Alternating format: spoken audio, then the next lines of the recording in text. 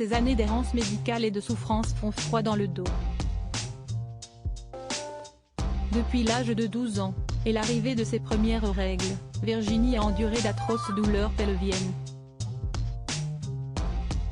Comme crucifiée par des barres de métal qui cisaillaient son bas-ventre et son dos des jours durant. À cette injustice saine est ajoutée une autre qui, elle, aurait pu être évitée. D'emblée, sans même l'ausculter, les médecins ont décidé que ce trouble était lié à sa puberté. Pire, au simple fait d'être née femme. Tel ce médecin de famille, qui assène à l'adolescente, si est-il normal. On a mal au ventre quand on est une femme. Le début d'une longue litanie de phrases méprisantes délivrées par le corps médical. Tu ne serais pas un peu chaud? Il va falloir faire avec, il serait temps de grandir.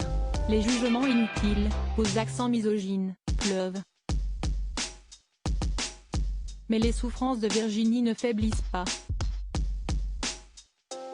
Au contraire, elle grandit et colonise tout son corps, au point de devenir invalidante.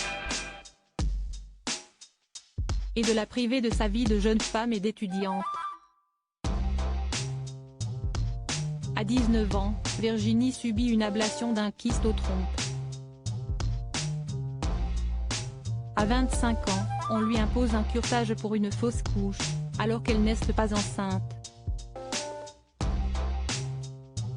Les hospitalisations et les opérations qu'on lui présente comme sans gravité s'enchaînent. Sans résultat. Dépassée face à la maladie, les médecins nient les maux de la jeune femme, les reléguant au rang de troubles psychosomatiques. Le calvaire durera 25 ans.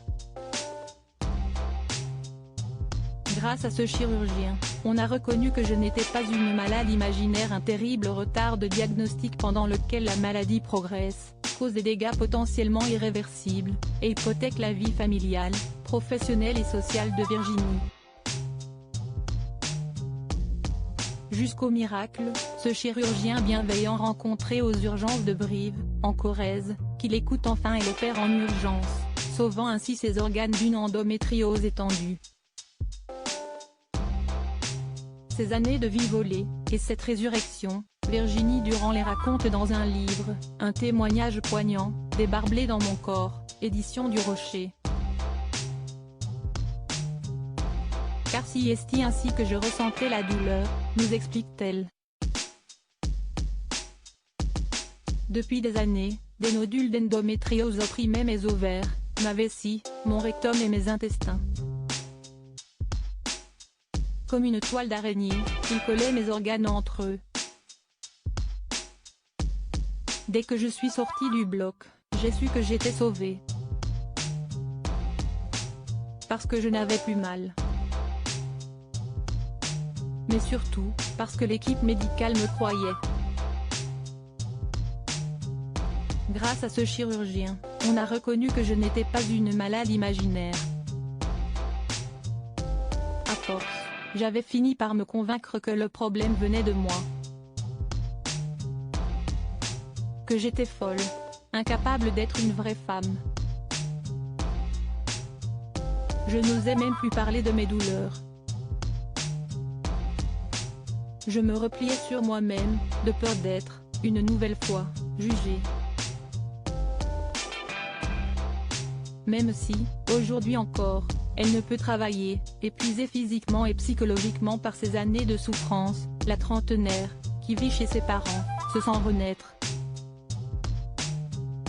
Le corps médical doit cesser de traiter les femmes comme des hystériques au départ, je ne voulais pas parler d'endométriose.